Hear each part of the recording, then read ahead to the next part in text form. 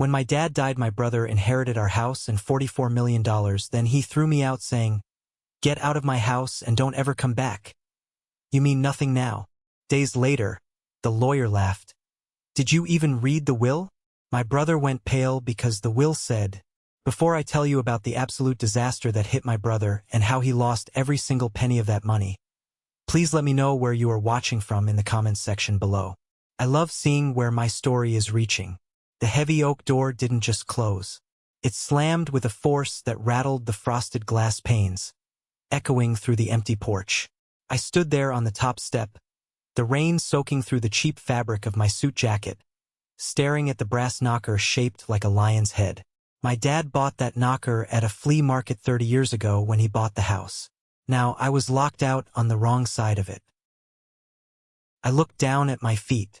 Next to my scuffed dress shoes sat a single beat-up duffel bag. Inside were 3 pairs of jeans, a few shirts, my laptop, and a framed picture of my dad and me standing in front of the very first delivery truck he ever bought. That was it. That was my entire life, condensed into 20 pounds of canvas, sitting on a wet concrete porch. Through the thick glass, I could hear the faint, muffled sound of music starting up. It was a heavy bass beat, the kind that vibrated in your teeth. Elijah, my older brother, was already celebrating.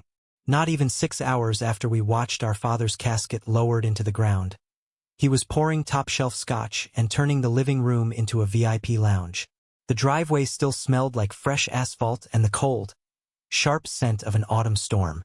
Parked right in the center, taking up 2 spaces and angled like a middle finger to the world, was Elijah's Porsche Panamera. It was a ridiculous car, cherry red with custom rims, completely out of place in our quiet, tree-lined suburban neighborhood. It looked exactly like the man who drove it.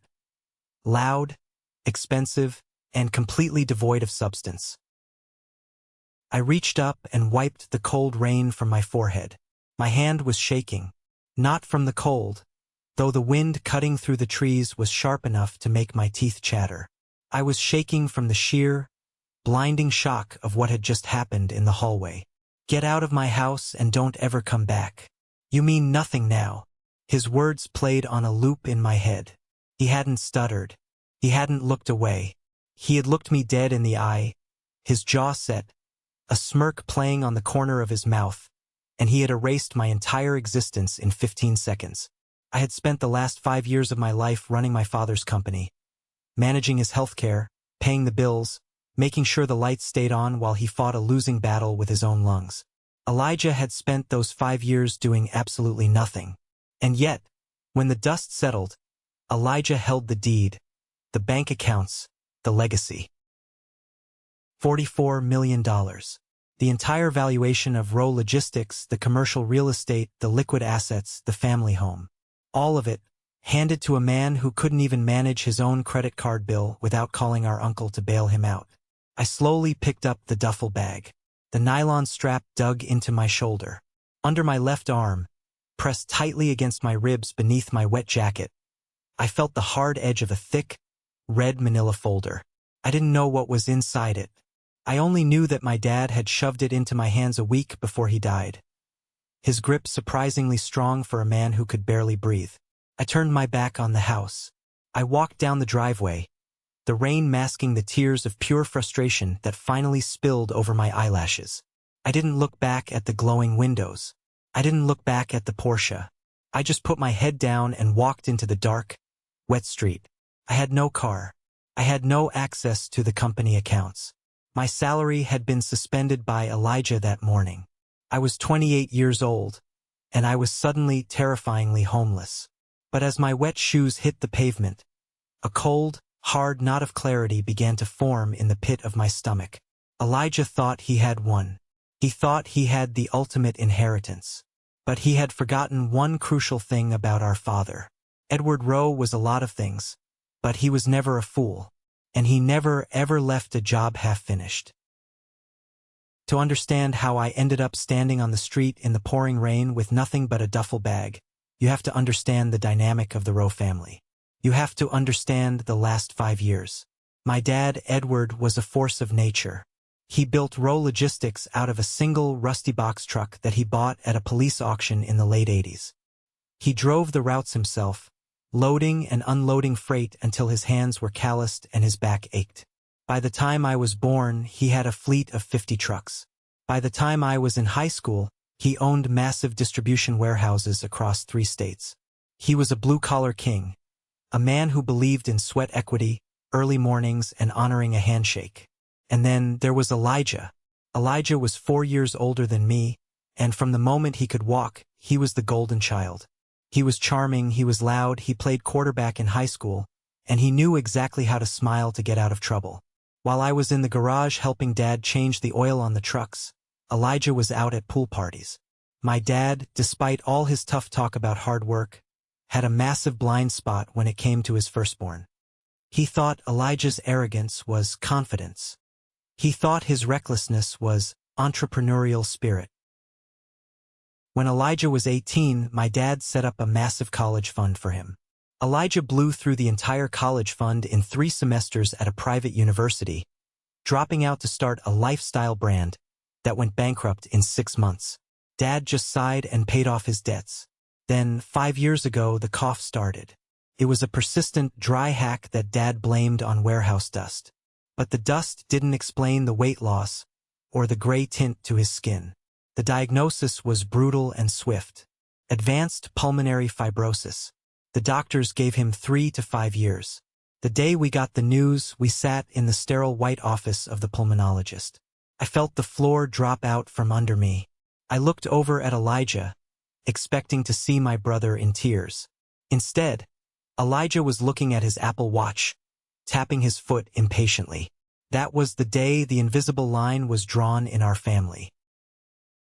As Dad's health deteriorated, I stepped into the breach. I was 23, fresh out of a state business school, and I practically moved into the company headquarters. I learned the routing software, I negotiated union contracts, I handled the massive logistical nightmare of keeping a multimillion-dollar supply chain moving. And when I wasn't at the office, I was at the house. I was the one managing Dad's oxygen tanks, organizing his pill organizers, talking to the home care nurses. I gave up my 20s. I didn't date. I didn't travel. My life was a pendulum swinging between boardrooms and hospital rooms. And where was Elijah? He was officially an executive vice president at Row Logistics, but his office was usually empty. He was in Vegas or Miami or on a ski trip in Aspen. He would fly in for a board meeting wearing a custom Italian suit, shake a few hands, take credit for a profitable quarter that I had engineered, and then fly out again. I remember one specific night in late November, about a year before Dad passed. It was 2 a.m., and I was sitting in a hard plastic chair in the emergency room. Dad had caught a minor respiratory infection that rapidly escalated into pneumonia. His chest was heaving, the monitors were beeping frantically, and the smell of rubbing alcohol and fear hung heavy in the air. The doctors were talking about intubation. I was terrified. I pulled out my phone and dialed Elijah's number. It went straight to voicemail. I texted him, "Dad in bad shape. Get here now." Nothing. I called again. Nothing. At 6 a.m., as the sun was finally coming up and Dad had stabilized, the hospital room door opened. But it wasn't Elijah. It was Uncle Robert. Robert was Dad's younger brother, a man who had spent his entire life living in Dad's shadow. Robert had gone through a vicious divorce a decade ago, lost custody of his kids, and ended up working as a consultant for Row Logistics, which was basically Dad's way of giving him charity. Robert always dressed a little too sharply, smiled a little too widely, and had eyes that constantly darted around the room, assessing value. "How is he?" Robert asked, running a hand through his slicked-back gray hair. "Stable for now," I croaked, my throat dry. "Have you heard from Elijah? I've been calling him all night." Robert let out a soft sigh and patted my shoulder. "Give your brother a break, Mason. He was entertaining some very important clients in Chicago. He's closing a big deal. You know how much pressure he's under to be the face of the company." My jaw clenched. A thick vein throbbed in my temple. Important clients? Uncle Robert, I saw his Instagram story 4 hours ago. He's at a nightclub taking shots of tequila. Robert's eyes hardened for a fraction of a second before the warm, patronizing mask slipped back into place. You need to understand your role, Mason. You're the operations guy. You're good with the spreadsheets and the nurses. Elijah is the visionary. He handles the big picture. Don't let jealousy ruin your perspective. Jealousy. The word tasted like ash in my mouth.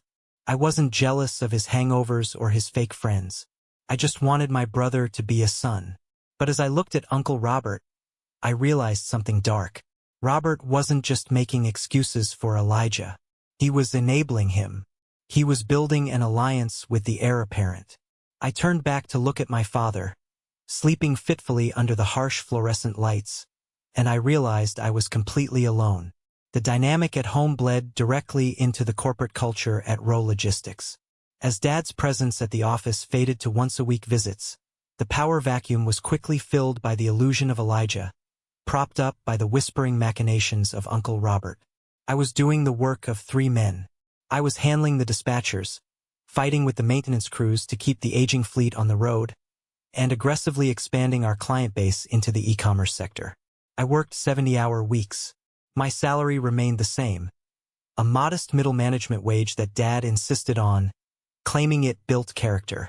I didn't care about the money at the time. I cared about keeping the company solvent for my father. Then came the crisis of 2024. We had a massive contract with a national retail chain to distribute their holiday inventory across the Midwest. A freak blizzard shut down 3 major interstates, and our primary distribution hub in Ohio suffered a catastrophic roof collapse under the weight of the snow. Millions of dollars of inventory were trapped, deadlines were blowing past us, and the retail chain threatened a lawsuit that would have bankrupted us. It was a nightmare. I moved a cot into my office. For 48 straight hours, I didn't sleep. I rerouted trucks through secondary state highways, negotiated emergency leases on temporary warehouse space in Indiana, and personally coordinated with local snowplow services to dig out our stranded drivers. It was a logistical miracle. By the skin of our teeth, we delivered the inventory. The client dropped the lawsuit, and I was exhausted, running on black coffee and adrenaline, but I felt a deep sense of pride. I had saved my father's legacy. 2 weeks later, Dad insisted on coming into the office for a quarterly board meeting to celebrate the victory. He was frail, wheeling his oxygen tank behind him, but his eyes were bright. The boardroom was packed with our senior management team, including David, our chief financial officer. David was a numbers guy with the personality of a wet napkin, a man who always calculated the political wins before speaking. Dad stood at the head of the long mahogany table. He looked around the room, and then his eyes landed on Elijah. Elijah, who had been in Cabo San Lucas during the entire blizzard crisis. "The last few weeks have tested us," Dad said, his voice raspy but firm. "We faced a disaster that could have ended Rowe Logistics, but we survived. We thrived. And we did it because of leadership."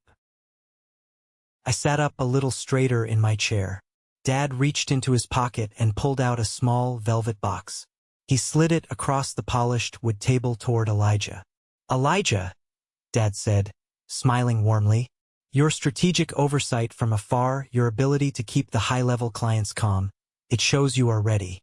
I'm officially giving you the promotion to President of Operations." Elijah grinned, a perfectly white, arrogant smile. He opened the box. Inside, gleaming under the recessed lighting, was a solid gold Rolex Daytona, rimmed with diamonds. It was a $40,000 watch. "Thanks, Pop," Elijah said, strapping it onto his wrist. It was a team effort, obviously, but I'm glad the strategy held up. I sat there, frozen. I looked at David, the CFO. David looked down at his notes, actively avoiding my gaze. I looked at Uncle Robert, who was sitting next to Elijah, clapping loudly. Robert caught my eye and gave me a slow, deliberate wink. My chest tightened. It wasn't about the watch. It was about the erasure of my reality. I had bled for this company. I had saved it. And I was sitting there in a wrinkled button-down shirt, earning my standard salary, watching my brother take the crown for a war he didn't even fight. After the meeting, I cornered Dad in his private office. He was sitting in his large leather chair, looking exhausted, adjusting his nasal cannula. "Dad," I started, my voice trembling with suppressed anger. Elijah wasn't even in the country during the crisis. I handled the routing. I handled the leases. I negotiated with the client. Dad looked up at me. His eyes, usually sharp, looked incredibly tired. "I know you did the heavy lifting, Mason. You always do. You're the engine. Then why did you give him the promotion? Why the watch?" I demanded. Dad sighed, leaning his head back against the chair. "Because Elijah needs the validation. He needs the title to feel important. The board respects optics, Mason. Elijah looks the part. You don't need a watch to know your worth. You have the grit. He doesn't." "That's not fair, Dad. Business isn't fair.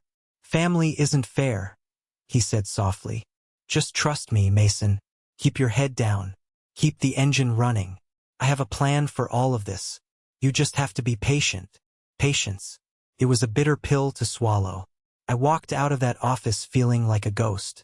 I didn't know then that Dad's plan was far more complex and far more dangerous than a simple promotion. I just thought he was a blind father protecting a weak son. The end came faster than any of the doctors predicted. A year after the boardroom incident, Dad's lungs simply gave out. He was moved to hospice care within our family home. The big house, once full of life and the loud arguments of our youth, felt like a tomb. The only sound was the constant, rhythmic hissing of the oxygen concentrator. It was a Tuesday night, exactly 1 week before he died. A heavy rainstorm was battering the windows, much like the night I would eventually be thrown out. I was sitting in the armchair next to his hospital bed, reading a book under the dim glow of a reading lamp. The hospice nurse had just finished her rounds and gone downstairs. Suddenly, Dad's hand shot out from under the blankets. His grip, usually weak, was shockingly strong as he grabbed my wrist. His eyes were wide open, staring intensely at me. "Mason," he gasped, fighting for air. "I'm here, Dad. Take it easy. Let me adjust the oxygen." I reached for the dial, but he slapped my hand away. "No. Listen to me." He struggled to sit up slightly. He reached under his pillow and pulled out a thick, heavy, red manila folder. He shoved it against my chest. "Take this. Hide it. Don't show it to Elijah. Don't show it to Robert." I took the folder. Felt heavy, substantial. "What is this, Dad?" His breathing was ragged, wet, and terrifying to listen to. He pulled me closer by my shirt collar. His breath smelled of medicine and decay. "When the time comes, when I'm gone, they are going to tell you a story. Elijah, Robert, the lawyers, they are going to tell you how it is." He paused, coughing violently. I held my breath, terrified he was going to die right then and there. When he finally caught his breath, his eyes bored into mine with a terrifying clarity. "Don't trust what you hear," he whispered fiercely. "Read everything, every single page. And when the dust settles, find Halverson. Only Halverson." "Halverson? Your corporate lawyer?" I asked, confused. Dad hadn't used Mr. Halverson for personal matters in years. "Promise me, Mason. Promise me you won't react. You wait. You read. You find Halverson." "I promise, Dad," I said, my voice breaking. He fell back onto the pillows, the energy completely draining from his body. His eyes closed. He never spoke another coherent sentence after that night. He slipped into a coma 2 days later, and 5 days after that, on a quiet Sunday morning, his heart finally stopped. The funeral was a circus. It was a massive affair, attended by hundreds of employees, vendors, and local politicians. It felt less like a mourning of a great man and more like a networking event. I stood in the front row at the cemetery, the cold wind whipping my black tie over my shoulder. I looked at the polished mahogany casket, feeling a hollow ache in my chest that was so deep it felt physical. I had spent 5 years preparing for this moment, but you are never really ready to become an orphan. I looked over at Elijah. He was standing next to Uncle Robert. Elijah was wearing a custom black suit that probably cost more than my car. He had sunglasses on despite the overcast sky. And as the priest was delivering the final eulogy, talking about Dad's legacy of hard work, I saw Elijah look down. He was holding his iPhone down by his hip, his thumb rapidly scrolling. He was checking his messages. At our father's burial, Uncle Robert noticed me looking. He placed a hand on Elijah's shoulder, leaning in to whisper something in his ear. Elijah put the phone away and quickly adjusted his face into a mask of somber grief, dabbing at a dry eye with a pristine white handkerchief.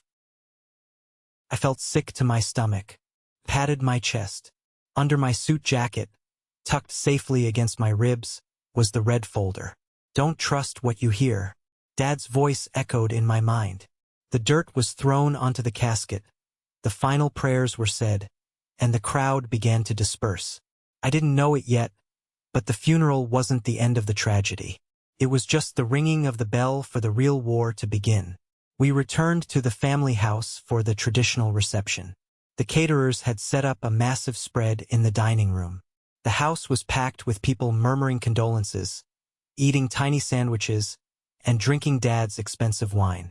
I was standing in the corner of the kitchen, nursing a glass of water, feeling completely detached from the reality around me. I just wanted everyone to leave so I could finally sleep. Around 5 p.m., the last of the guests filtered out. The front door clicked shut, leaving only the immediate family and a few key company figures in the massive living room. It was me, Elijah, Uncle Robert, and David, the CFO. Elijah walked over to the wet bar, poured himself a generous measure of Macallan 18, and took a long sip. He didn't look like a man who had just buried his father. He looked like a man who had just won the lottery. He set the glass down with a loud clack on the granite counter and turned to face me. The mask of grief was completely gone, replaced by a cold, hard arrogance.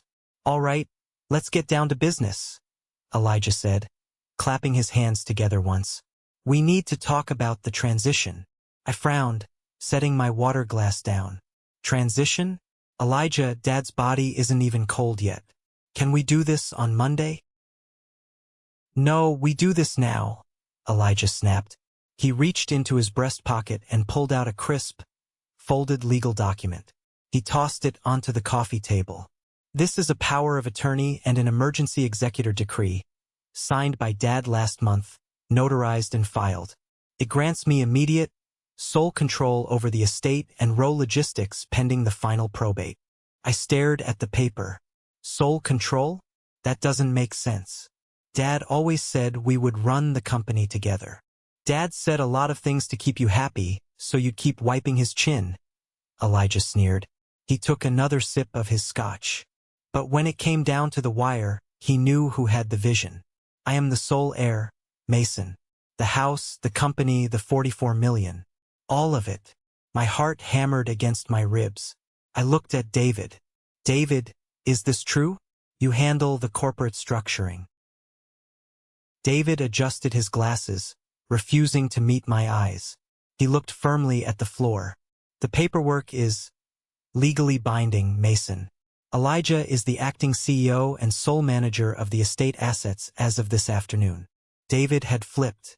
The man who had relied on my operational data for 5 years had instantly calculated the new power dynamic and aligned himself with the money. I turned to Uncle Robert. He was sitting in Dad's favorite leather armchair, his legs crossed, looking deeply sympathetic.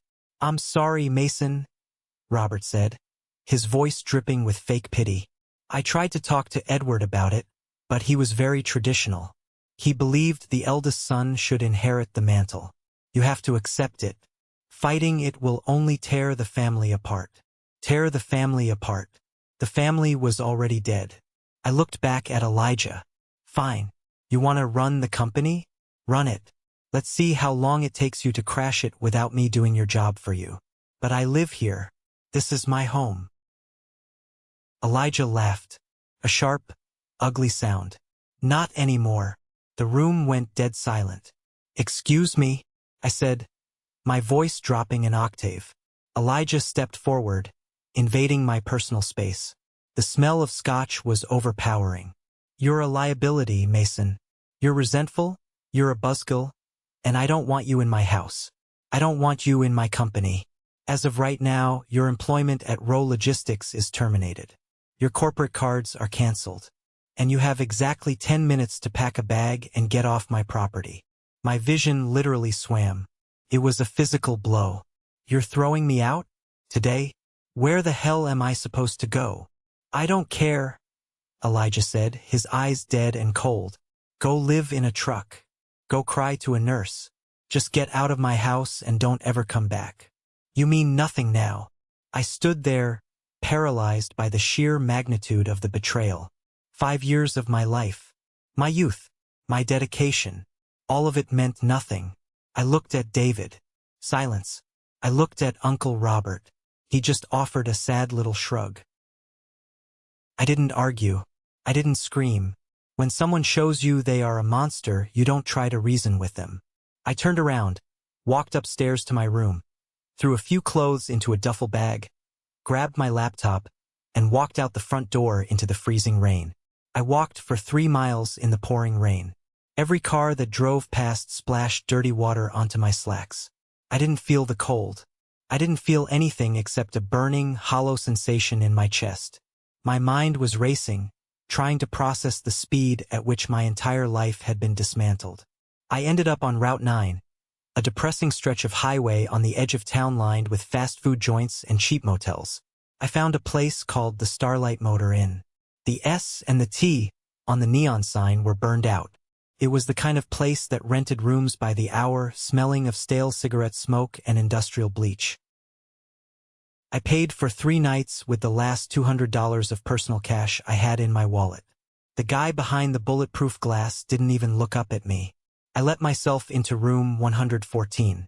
The carpet was sticky. The bedspread was a questionable shade of brown.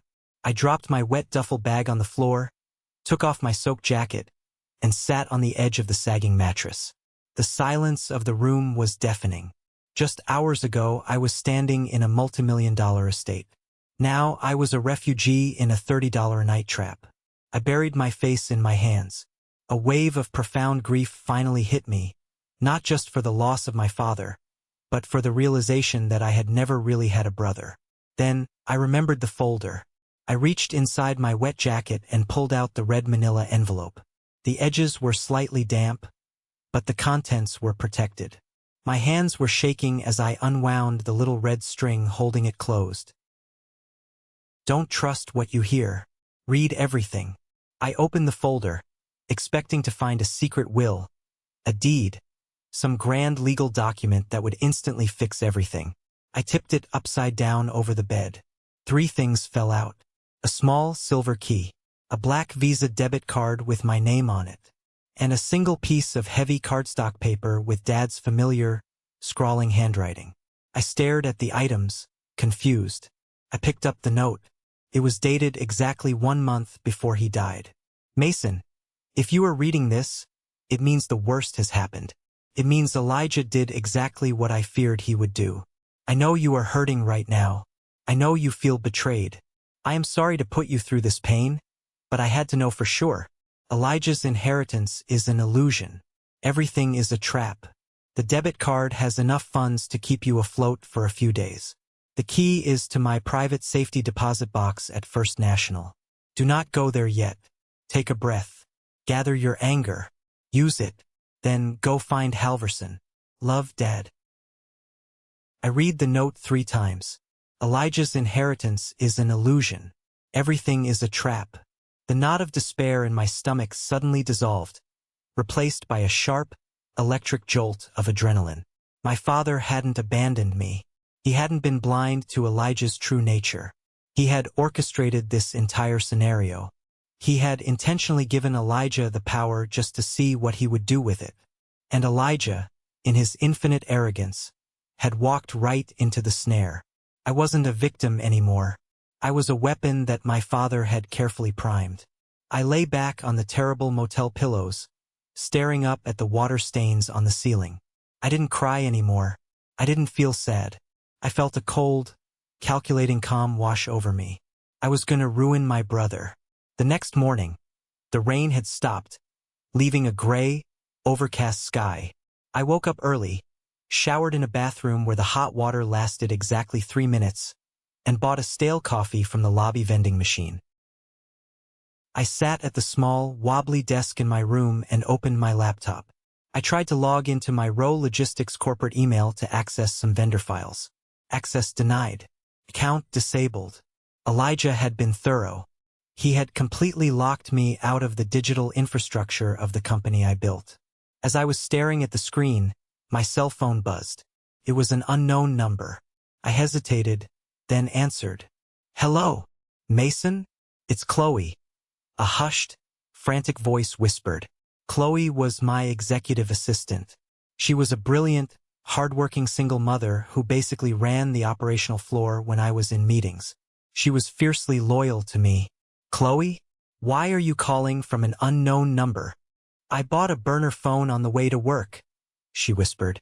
"Mason, it's a madhouse here. Elijah walked in this morning acting like a dictator. He fired 3 senior dispatchers before 9 a.m. just to show dominance. Morale is in the toilet.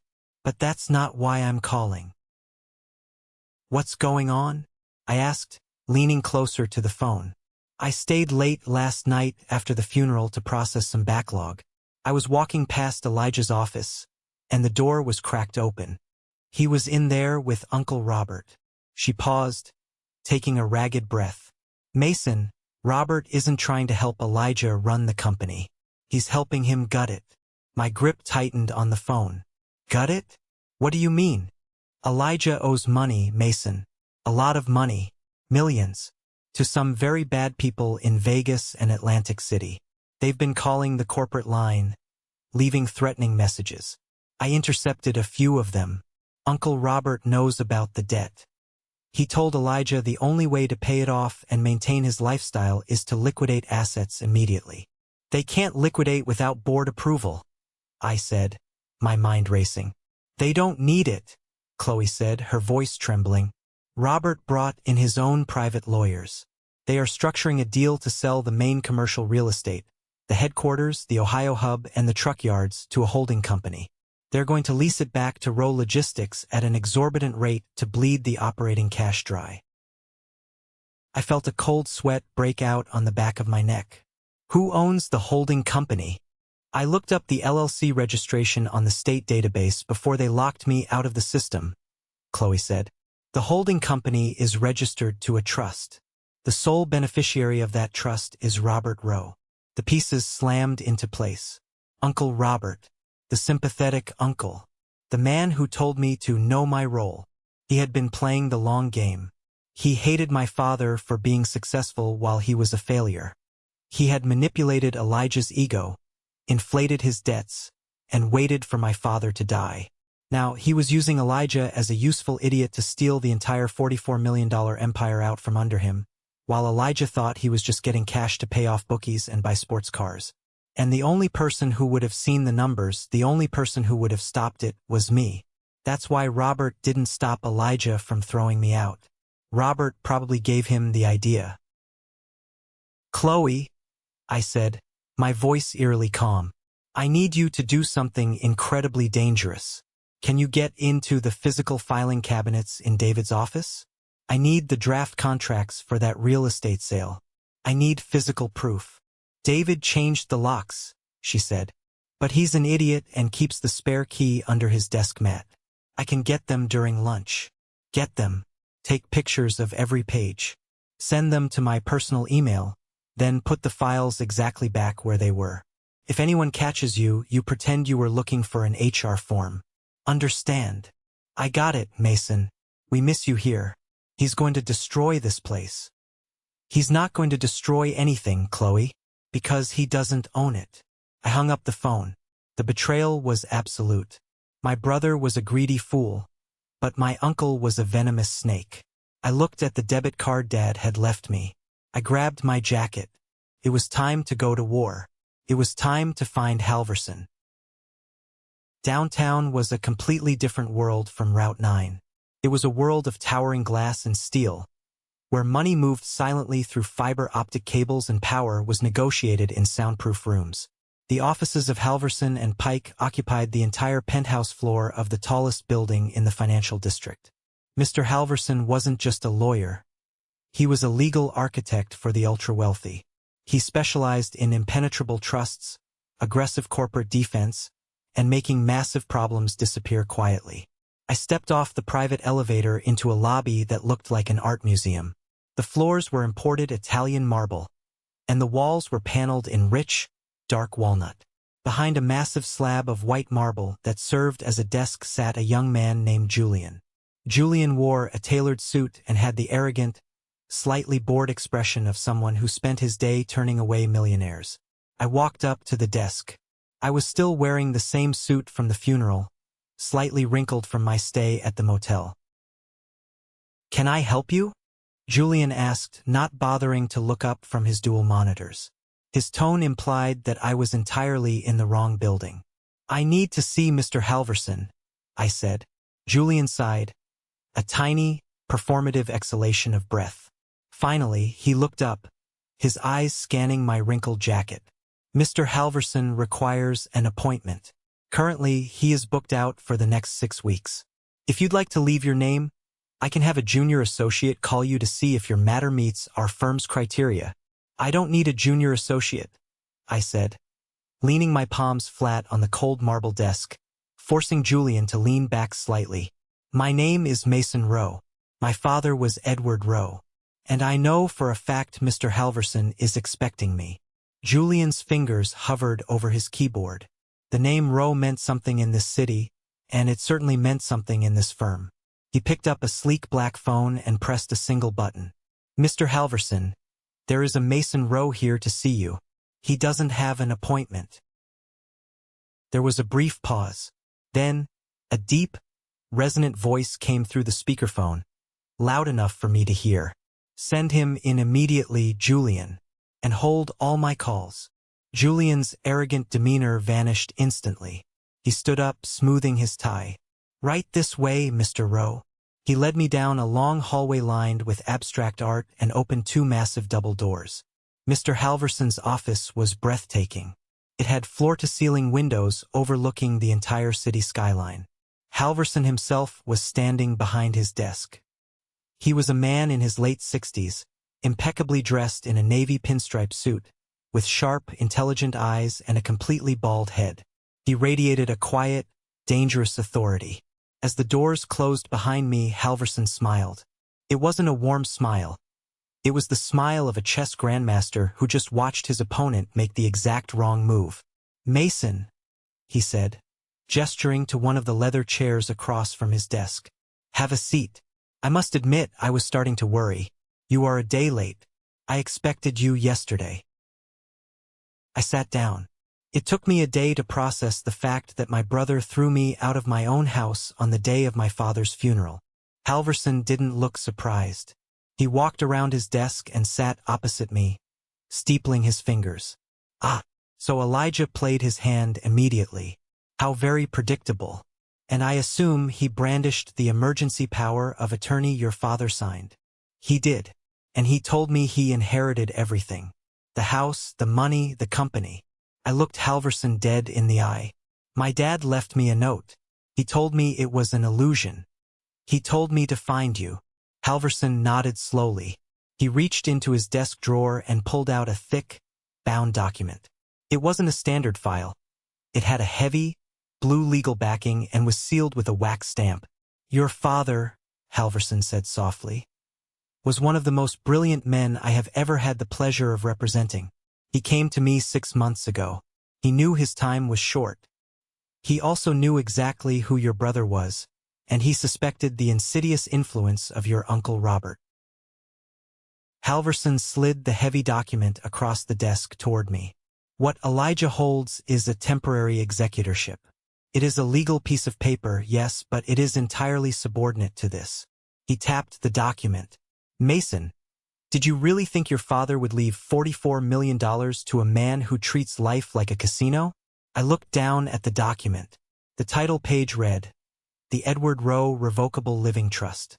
"I don't understand." I said. If this is the real will, why didn't you stop Elijah yesterday? Why let him throw me out? Halverson leaned forward, his sharp eyes locking onto mine. Because this isn't a simple will, Mason. A will goes through probate court. A will can be contested. A will gives Elijah and Robert the opportunity to hire lawyers, drag things out for years, and bleed the estate dry in legal fees. Your father didn't want a war of attrition. He wanted an execution. Halverson opened the document and flipped to a page near the middle. He highlighted a specific section with his gold pen. Your father transferred every single asset, the house, the company, the bank accounts, into this trust before he died. When he passed, the trust became irrevocable. Elijah is named as the primary trustee. That gives him the illusion of power. That's why the CFO and the banks listen to him. However, his position as trustee is entirely conditional. My heart started to beat faster. Conditional on what? On a poison pill clause your father and I drafted very carefully, Halverson explained, a hint of professional pride in his voice. Section 4, Paragraph B. Elijah's control over the trust assets is contingent upon him providing a permanent, rent-free residence for you in the family home and maintaining your employment and salary at Rowe Logistics. I stopped breathing. I stared at the legal jargon on the page, the words blurring slightly. If Elijah violates that condition, Halverson continued, his voice lowering, if he evicts you or fires you, the poison pill automatically triggers. Elijah's status as trustee is instantly revoked. He is legally stripped of all authority, all access, and all inheritance. He doesn't get a dime. He doesn't get a single share of the company. The genius of it hit me like a physical shockwave. Dad didn't just protect me. He weaponized Elijah's own greed against him. He gave Elijah enough rope to hang himself, knowing that Elijah's arrogance wouldn't allow him to share power. And if he loses it all, I whispered, looking up at the lawyer. Where does it go?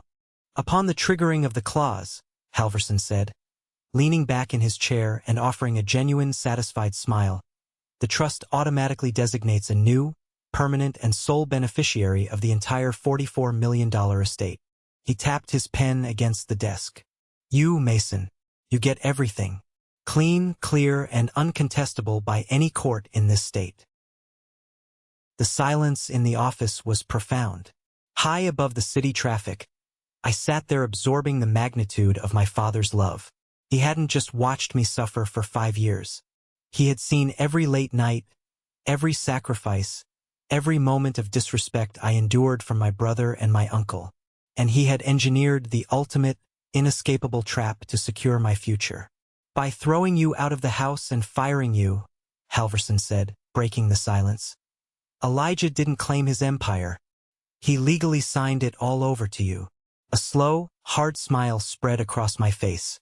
The pain, the grief, the humiliation of standing in the rain.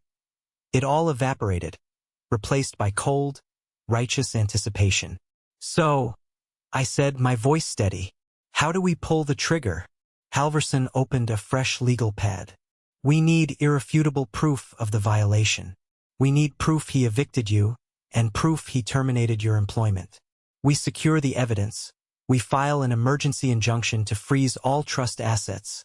And then, Halverson's smile matched mine. We go pay your brother a visit. I reached into my pocket and pulled out my phone. I had the text from Chloe about my disabled accounts. And I knew exactly how to get the proof of the eviction. Give me 2 hours, I told Halverson. I'll give you the rope. You tie the noose. Give me 2 hours, I told Halverson. I'll give you the rope. You tie the noose. I walked out of that high-rise office building and onto the busy sidewalk. The cold city air hit my face, but I didn't feel the chill anymore. I felt entirely awake. For 5 years, I had been playing a defensive game, constantly absorbing the hits from my brother and my uncle, trying to keep my father's company afloat. Now, the rules had changed. I was on the offense, and I had the full weight of the law behind me. I pulled out my phone and dialed a number I had dialed 1,000 times before. It belonged to Sarah, our family housekeeper. She had worked for my parents since I was in middle school. She was a quiet, fiercely observant woman who had watched me sacrifice my 20s to care for my dying father, and she had watched Elijah treat our home like a hotel. The phone rang twice before she picked up. "Mason." Her voice was a hushed whisper. "Oh, honey, I'm so glad you called. Are you okay? Where are you staying?" "I'm fine, Sarah. I'm safe," I said, leaning against the stone facade of a bank building. "But I need your help.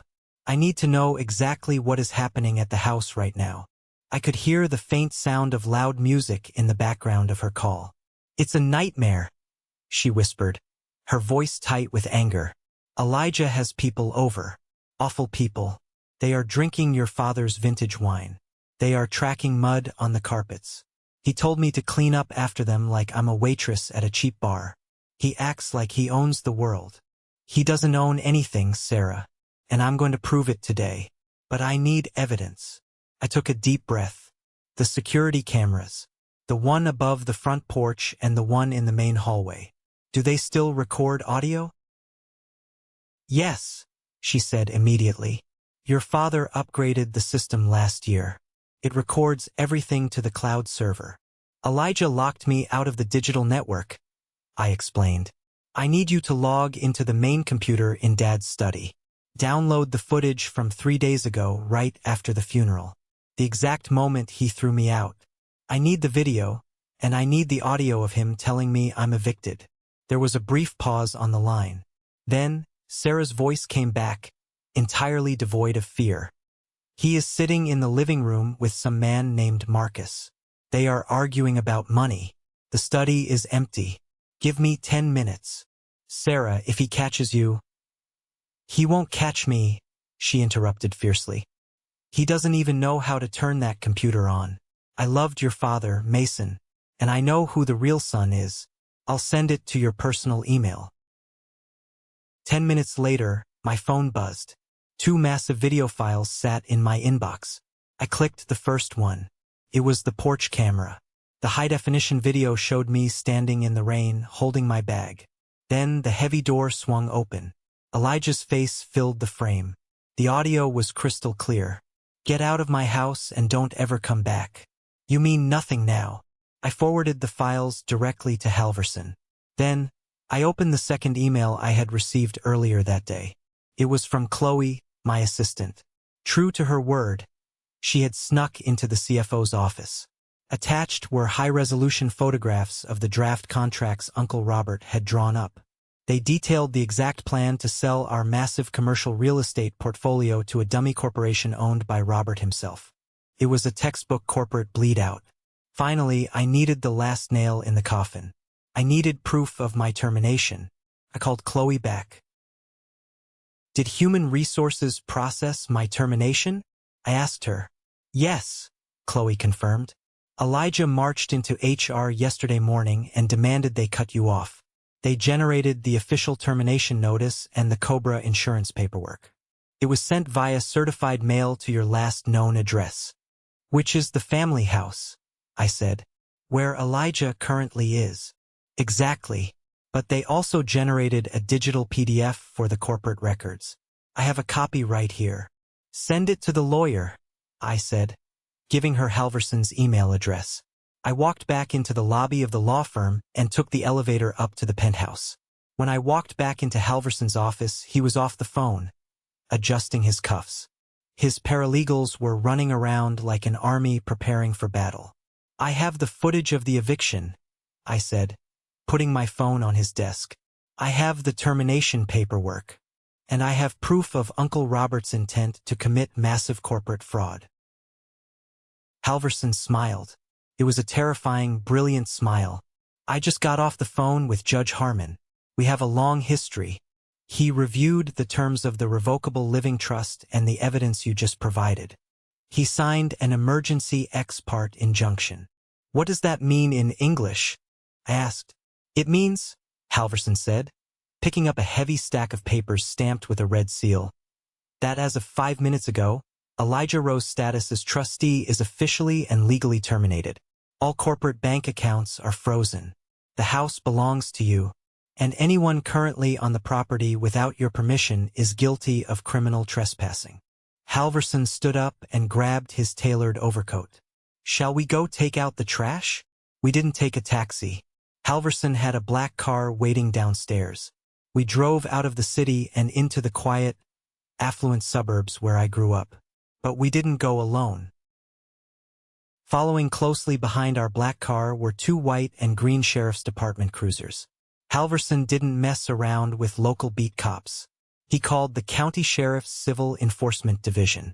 When you are executing a high-value property seizure and an eviction on a $44 million estate, you bring the heavy artillery. The rain had stopped, but the sky was a bruised, heavy gray. We turned onto my street. My heart was pounding against my ribs, a heavy, rhythmic thud. This was the street where I learned to ride a bike. This was the street where my dad taught me how to drive his first delivery truck. And now it was the street where I was going to ruin my own flesh and blood. We pulled into the long, winding driveway. Elijah's red Porsche was still parked diagonally across the pavement. Two other luxury cars were parked on the lawn, tearing up the expensive landscaping. I stepped out of the black car. The air was cold. The front doors of the sheriff's cruisers opened, and two massive deputies stepped out. They wore thick tactical vests and carried heavy flashlights. They looked at Halverson, who gave them a brief nod. We walked up the steps to the porch. The same porch where I had stood freezing and homeless 3 days ago. The bass from the music inside was vibrating the porch floorboards. Halverson didn't use the brass knocker. He gestured to the largest deputy. The deputy raised a massive fist and began hammering on the heavy oak door. It sounded like thunder. "Sheriff's Department, open the door," the deputy bellowed. The music inside abruptly cut off. I could hear shouting, the clinking of glass, and the sound of heavy footsteps. The door swung open. Elijah stood there. He was wearing an expensive silk shirt unbuttoned to his chest, holding a glass of amber liquid. His eyes were red, his hair was messy, and he had the arrogant scowl of a man who was used to doing whatever he wanted. "What the hell is going on here?" Elijah snapped, glaring at the deputies. "Do you know whose house this is? I didn't call the cops." Then, his eyes shifted past the deputies and landed on me.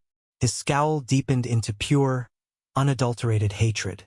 "Mason," he spat out the word like poison. "I told you to never come back here. Are you actually stupid enough to bring the police to my house? I own this property.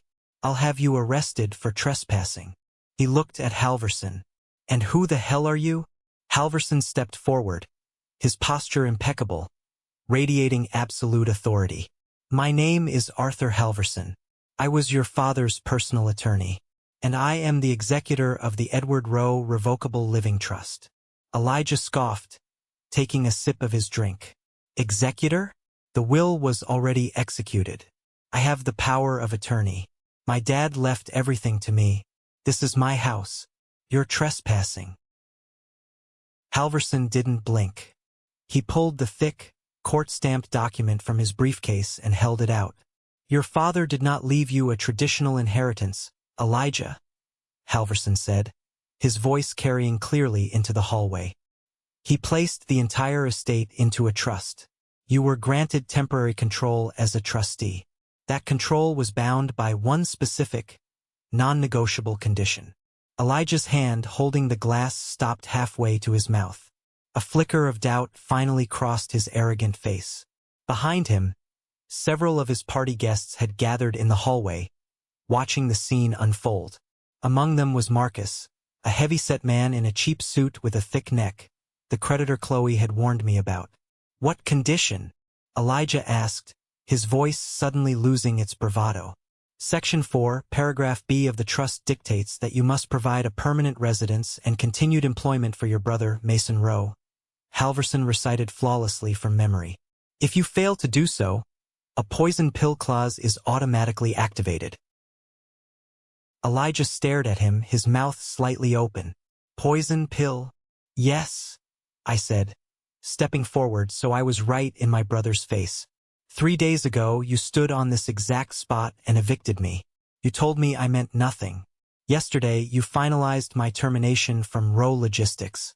You broke the one rule Dad gave you. Halverson raised the court order. We have the security footage. We have the HR documents.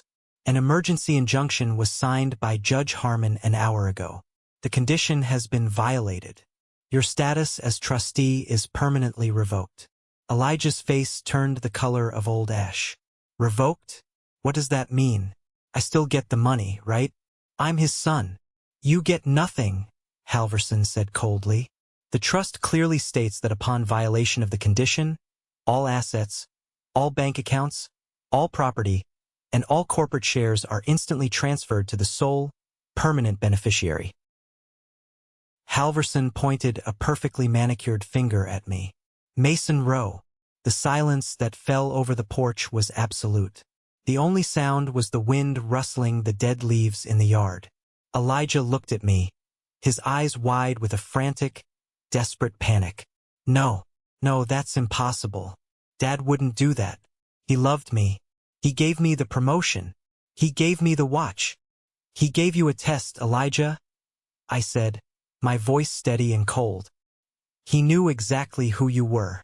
He knew you were greedy. He knew you were cruel. He gave you the power just to see if you would use it to destroy me. And you did it in less than 24 hours. This is a trick, Elijah suddenly screamed, his voice cracking. He lunged forward, grabbing the lapels of Halverson's coat. You fake lawyer. I'll sue you. I'll sue everyone. The two deputies moved with terrifying speed. In a fraction of a second, they grabbed Elijah by the arms, spun him around, and slammed him chest-first against the heavy oak door. His glass shattered on the porch, spilling expensive liquor over his shoes. Keep your hands to yourself, sir, the larger deputy warned in a low, dangerous rumble. Marcus, the heavy-set man from the hallway, pushed his way to the front. He looked at Elijah, then at Halverson. Hey, lawyer, are you saying he doesn't have the money? He doesn't own the commercial real estate. Mr. Rowe currently owns the clothes on his back and a heavily financed sports car in the driveway, Halverson stated clearly. He has no access to the $44 million estate. Marcus's face turned purple. He leaned down close to Elijah's ear. You owe my bosses $3 million, you stupid punk. You told me the warehouse sale was happening tomorrow. You better find a place to hide. Marcus turned around and stormed out of the house, shoving past the other guests. Elijah was hyperventilating. The deputies released him, and he slid down the doorframe, collapsing onto the porch.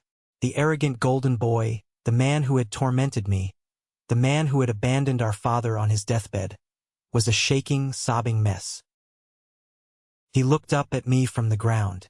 Tears were streaming down his face, mixing with sweat.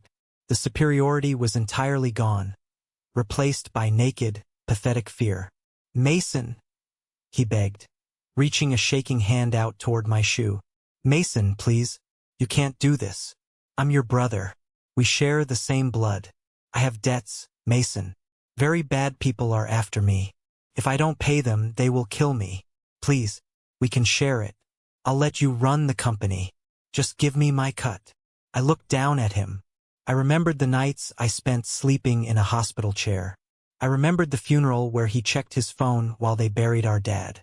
I remembered the cold rain hitting my face when he locked me out. You burned the bridge while you were standing on it, Elijah, I said quietly. I was grieving, he cried out, grasping at straws. I didn't know what I was doing.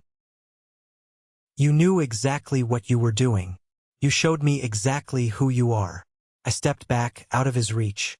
The lawyer will give you 10 minutes to pack one suitcase. After that, the deputies will escort you off my property.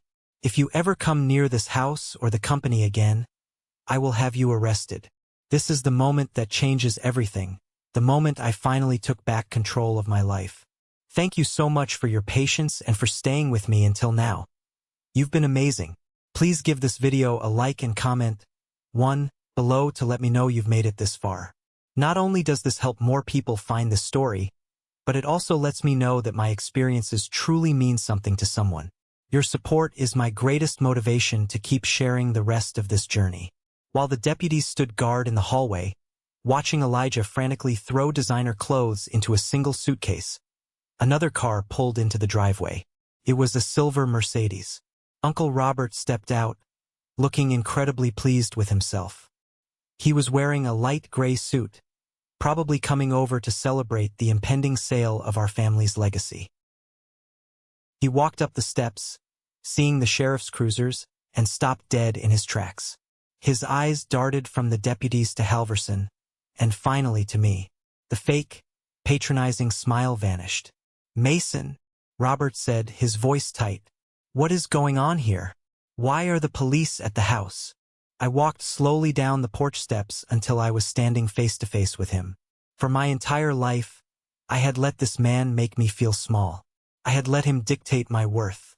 Not anymore. "We are just doing some house cleaning, Uncle Robert," I said. "Elijah is moving out. Permanently." The trust activated the poison pill. He violated the terms of Dad's will, and he lost everything. I am the sole owner of Rowe Logistics and this estate. Robert's jaw literally dropped. He blinked rapidly, his mind desperately trying to calculate the new reality. He had spent months grooming Elijah, winding him up, pushing him into debt, all for this moment. And now the puppet was broken. But Robert was a survivor. Like a snake shedding its skin, he instantly tried to pivot. He let out a loud, theatrical sigh and put a hand on his chest. "Mason, my boy," Robert said, his voice thick with fake relief. "Thank God. I have been so worried about the company. Elijah was out of control. I tried to guide him, but he wouldn't listen. Now that you are in charge, we can finally steer the ship right. You and me, Mason, will be a great team." I actually laughed. It was a dark, humorless sound. I reached inside my jacket pocket and pulled out the folded copies of the draft contracts Chloe had sent me. I slapped the papers hard against Robert's chest. He instinctively grabbed them. "You think I'm as stupid as he is?" I asked, my voice dropping to a dangerous whisper. "I know about the dummy LLC, Robert. I know about your plan to buy the commercial real estate for pennies on the dollar and lease it back to bankrupt the company." Robert looked down at the papers. His hands started to shake. "Mason, this is a misunderstanding. This was just a contingency plan. Save it." I cut him off. "I spent 5 years cleaning up your messes. Dad kept you on the payroll out of pity. He knew you were a failure. He knew why your wife filed for a messy divorce. He knew why you lost custody of your kids. Because you are a parasite." Robert's face turned a violent shade of red. He opened his mouth to shout, but I took a step closer, invading his space. "I have already sent these documents to the Corporate Fraud Division of the FBI. I lied smoothly. "I hadn't yet, but he didn't know that. If I ever see your face in my building, if you ever try to contact me, or if you even drive down the street again, I will make sure you spend the rest of your pathetic life in federal prison. Now get off my property." Robert stared at me. He looked into my eyes and saw that the quiet, obedient nephew was dead. He didn't say another word. He turned around, practically ran to his Mercedes, and sped out of the driveway, his tires squealing on the wet pavement. A few minutes later, Elijah was escorted out the front door by the deputies. He dragged a heavy Louis Vuitton suitcase behind him. He didn't look at me. He walked down the driveway, a broken, terrified man. The deputies waited until he climbed into his heavily financed Porsche and drove away. Then, they tipped their hats to Halverson and drove off. The party guests had scattered like roaches when the lights turned on. I was standing on the porch, alone with the lawyer. "Excellent work, Mason," Halverson said quietly. "I will have the locks changed within the hour. Tomorrow we go to the bank." "Thank you, Arthur," I said. It was the first time I called him by his first name. Halverson left, and the locksmith arrived shortly after. By sunset, the house was entirely mine. It was massive, silent, and for the first time in 5 years it felt peaceful. The oppressive weight of Elijah's arrogance and Robert's manipulation was gone. I walked slowly through the downstairs rooms. I picked up the shattered glass from the porch. I wiped down the counters in the kitchen. I was claiming my space. Finally, I walked up the grand staircase and stood in front of Dad's private study. The door was closed. I turned the brass knob and pushed it open. The room smelled of old paper, leather, and faintly of his cologne. His heavy mahogany desk sat in the center of the room. Behind it was a massive bookshelf. I reached into my pocket and pulled out the small, silver key from the red manila folder. Dad's note had told me the key was for his safety deposit box at the bank, but I knew my father. He hated banks. He didn't trust them with his most personal items. I walked over to the bookshelf, reached behind a thick volume of American history, and pressed a hidden latch. A section of the bookshelf swung outward, revealing a heavy steel wall safe. I inserted the silver key and turned the combination lock to my own birthday. The heavy metal door clicked open. Inside, there weren't stacks of cash or stock certificates. There was a single, worn leather journal. It belonged to my mother, Eleanor, who had passed away when I was 10. Dad had kept it locked away for almost 2 decades. Sitting on top of the journal was a fresh piece of paper, folded in half. It was another note in Dad's handwriting. My hands trembled as I opened it. Mason, if you are standing in this room reading this, it means you won. It means you survived the storm, and you purged the poison from this family. I am so incredibly proud of the man you have become. I want you to know the truth. I knew Elijah was broken from the time he was a teenager. I saw the greed in his eyes. I saw the cruelty. But I also saw how much you loved the company, and how much you loved our family. If I had simply fired Elijah and handed you the keys, he would have spent the rest of his life suing you, harassing you, and trying to destroy what you built. He would have played the victim. I had to let him destroy himself. I had to play the blind, foolish father.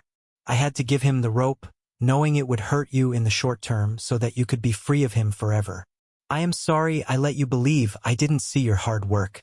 I saw every minute of it. The company is yours. The legacy is yours. Make it better than I ever did. Love always, Dad. I sat down in his heavy leather desk chair. I held the note in both hands, and for the first time since my father's death, I truly broke down. The tears came hot and fast, washing away the years of resentment, the years of feeling invisible. My father had never been blind. He had been a master tactician, enduring the pain of playing the villain in my eyes, just to build an impenetrable fortress around my future. The house was quiet, but I was no longer alone. The next 6 months were a whirlwind of aggressive restructuring. I took over the corner office at Row Logistics, but I didn't sit behind the desk very often. I spent my time down on the dispatch floor, in the maintenance garages, and on the road with our drivers. My first official act as the sole owner and CEO was to fire David, the CFO. I didn't give him a massive severance package. I called him into my office on a Monday morning. He walked in, looking nervous, clutching his iPad. "Sit down, David," I said, not looking up from the financial reports on my desk. "Mason, I just want to say, the transition has been very smooth. I'm glad we could keep the ship steady," he started, trying to use his corporate speak to smooth over his betrayal. I looked up at him. "David, on the day of my father's funeral, you stood next to my brother while he threw me out of my own home. You knew I was the one who saved the Ohio contract. You knew I was the one doing the work. But you calculated that Elijah had the power, so you sided with the bully." David swallowed hard. "I was just following the legal documents at the time, Mason. It was purely professional." "Loyalty is professional, David. You don't have it. You're fired. Security is waiting outside your office to escort you to your car." He tried to argue, but I simply pointed to the door. Once he was gone, I called Chloe into the office. She had been my eyes and ears, the one person who risked her own job to help me when I had nothing.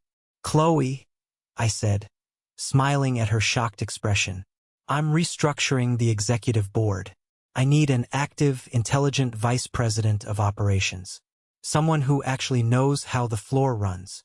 She put a hand over her mouth. "Mason, are you serious?"